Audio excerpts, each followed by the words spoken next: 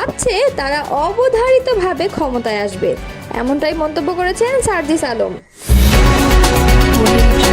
গুম হওয়া পরিবারের জন্য সুশীলদের সহানুভূতি শুনলাম না, মন্তব্য করেছে ফুয়াদ।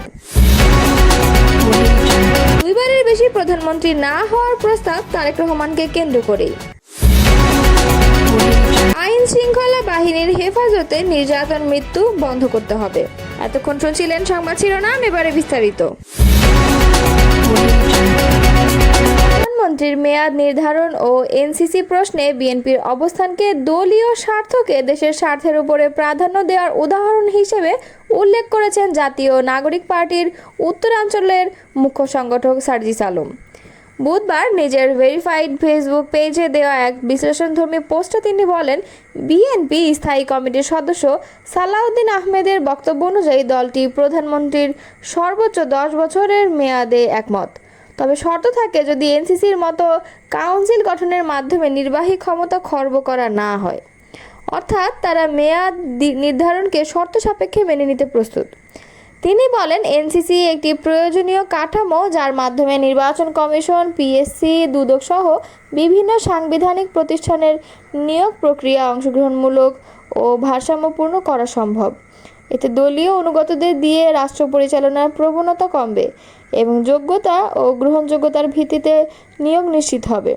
পোস্টে সার্জিস আরও লিখেছেন, যাকে তাকে বসিয়ে নির্বাচন ডাকাতি, দুদককে অপব্যবহার করে অর্থ লুটপাট কিংবা দলীয় লিস্ট ধরে পিএসসির মাধ্যমে নিয়োগ, এসব অনিয়মের সুযোগ রুদ্ধ করাই এনসিসি কাঠামোর লক্ষ্য।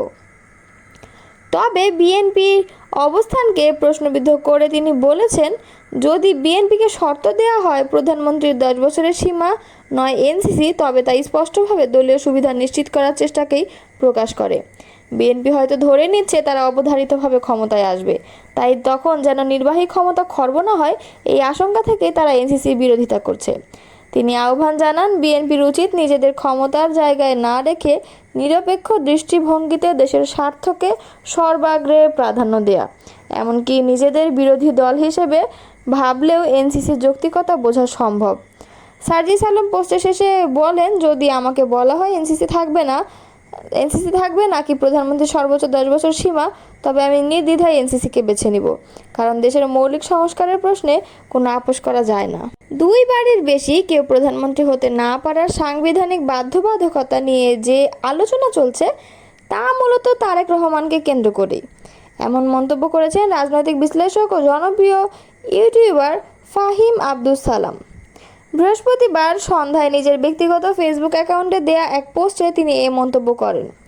ফাহাম বলেন, বাংলাদেশের রাজনীতির যে ধারা তাতে আমার ধারণা বিএনপির ভেতর তাকে বোঝানোর মতো কেউ নেই, বরং আমি নিশ্চিত তিনিই বিএনপিকে এই প্রস্তাবে রাজি হওয়ার নির্দেশ দিয়েছেন। তিনি আরও বলেন, আমি তারেক রহমান সাহেব এবং বিএনপিকে ধন্যবাদ জানাতে চাই। বাংলাদেশের মানুষ আপনাদের কাছ থেকে এমন বরত্বপূর্ণ ও আপোষমূলক আচরণই প্রত্যাশা করে। ফাহাম আব্দুস সালাম তার পোস্টের শেষে বললেন, বাংলাদেশের রাজনীতিতে এই ধরনের পরিণত আচরণ ও ম্যাচুরিটির প্রয়োজনীয়তা অপরিসীম। এবি পার্টির সাধারণ সম্পাদক ব্যারিস্টার আসাদুজ্জামান ফুয়াদ বলেছেন, সাবেক নির্বাচন কমিশনার নুরুল হুদার জন্য যারা মায়া কান্না করছেন, যদিও এই বিষয়টি কোনোভাবেই গ্রহণযোগ্য নয়। 3 দিন ধরে আমরা মিডিয়ায় এর জন্য যে সুশীলের কথা শুনছি, কিন্তু এই গুম হওয়া পরিবারগুলোর জন্য তো আমরা কোনো দিন সুশীলের মুখ থেকে সহানুভূতির শব্দ শুনলাম না। বুধবার জাতীয় প্রেস ক্লাবের জহুর হোসেন চৌধুরী হলে মায়ের ডাক এবং মানবাধিকার উন্নয়ন কেন্দ্র আয়োজিত এক সভায় তিনি এসব কথা বলেন। আসাদুজ্জামান ফুয়াদ বলেন, এই পরিবারগুলোর জন্য কি গণমাধ্যম ঘন্টার পর ঘন্টা আলোচনা করেছে? এই হচ্ছে ফ্যাসিবাদী রাষ্ট্রের বৈশিষ্ট্য, সময় বদলায় কিন্তু তার বয়ান বদলায় না। এমন এক পরিবেশ তৈরি করে দেয় যেখানে নুরুল হুদার গলায় জুতার মালা পরানো বেশি গুরুত্বপূর্ণ হয়ে যায় হাজার হাজার হারিয়ে যাওয়া মানুষের গল্পের চেয়ে। বিএনপির ভারপ্রাপ্ত চেয়ারম্যানের উপদেষ্টা মাহাদি আমিন বলেন, এটা অত্যন্ত দুঃখজনক যে 10 মাস পার হয়ে গেলেও এখনও আমরা নিশ্চিতভাবে জানি না কতজন মানুষ গণতন্ত্র প্রতিষ্ঠার সংগ্রামে শহীদ হয়েছেন বা কতজন গুম হয়েছেন। এই তালিকাটি নির্মোহভাবে তৈরি করা জরুরি ছিল এবং রাষ্ট্রের উচিত ছিল প্রত্যেক পরিবারের পাশে দাঁড়ানো। তিনি আরও বলেন, আমরা আশা করি যদি এই অন্তর্বর্তী সরকার সেটা নাও করতে পারে, ভবিষ্যতে ইনশাআল্লাহ বিএনপি রাষ্ট্র পরিচালনার দায়িত্বে আসলে সেটা নিশ্চিতভাবে করবে। এটা আমাদের প্রতিশ্রুতি।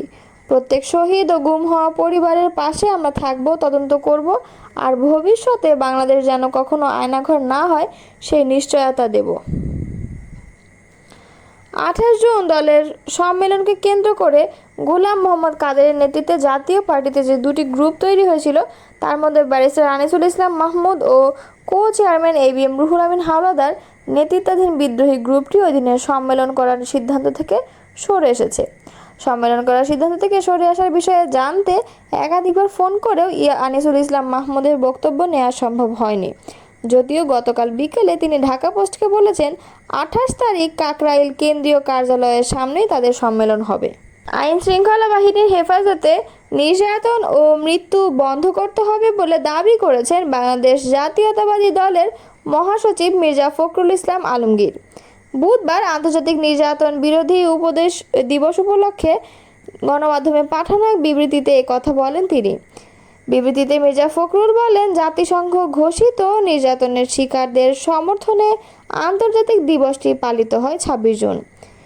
এই দিবসটি নির্যাতনের শিকার ব্যক্তিদের সমর্থনে এবং নির্যাতনের বিরুদ্ধে জনসচেতনতা বৃদ্ধির জন্য পালিত হয়। আমি এই আন্তর্জাতিক দিবসে বাংলাদেশ সহ সারা বিশ্বের নিপীড়িত, নির্যাতিত, মজলুম ব্যক্তি, জাতি, গোষ্ঠী, বর্ণ ও ভাষাগত সম্প্রদায়ের প্রতি জানাই গভীর সমবেদনা ও সহমর্মিতা। বিশ্বজুড়ে রক্তপিপাসু স্বৈরশাসকরা বিশ্ব শান্তি, নিরাপত্তা, গণতন্ত্র, মানব মুক্তি ও প্রগতির আদর্শকে ভয়ানক নিষ্ঠুরতায় ভুলণ্ঠিত করেছে উল্লেখ করে বিএনপির মহাসচিব বলেন, আজও দুনিয়ার বিভিন্ন অঞ্চলে ভাষা, বর্ণ ও সম্প্রদায় নিয়ে চলছে হিংসা ও সংঘাত। বেআইনি ক্ষমতাবানরা অনৈতিক আধিপত্য বিস্তারের জন্য সমাজে রক্তারক্তি ও হানাহানি সৃষ্টি করছে। রাষ্ট্রের অমানবিক প্রতিহিংসার মানুষ হয়ে নানাভাবে দমন পীড়নের মুখোমুখি হচ্ছে। বিশ্বযান্ত্রিক সভ্যতা এগিয়ে গেলেও মানবিক সভ্যতা বেশি দূর এগোতে পারেনি। মির্জা ফখরুল বলেন, গত বছর জুলাই আগস্টের গণঅভ্যুত্থানে তৎকালীন ফ্যাসিস্ট সরকার বিভৎস দমন নীতির কারণে অসংখ্য প্রাণ ঝরে গেছে এবং হাজার হাজার ছাত্র জনতা পঙ্গুত্ব বরণ করেছে। বিগত নিষ্ঠুর ও কর্তৃত্ববাদী আওয়ামী সরকারের উৎপীড়নের বিকট রূপ দেখে সারা বিশ্ব হতভম্ব হয়েছে।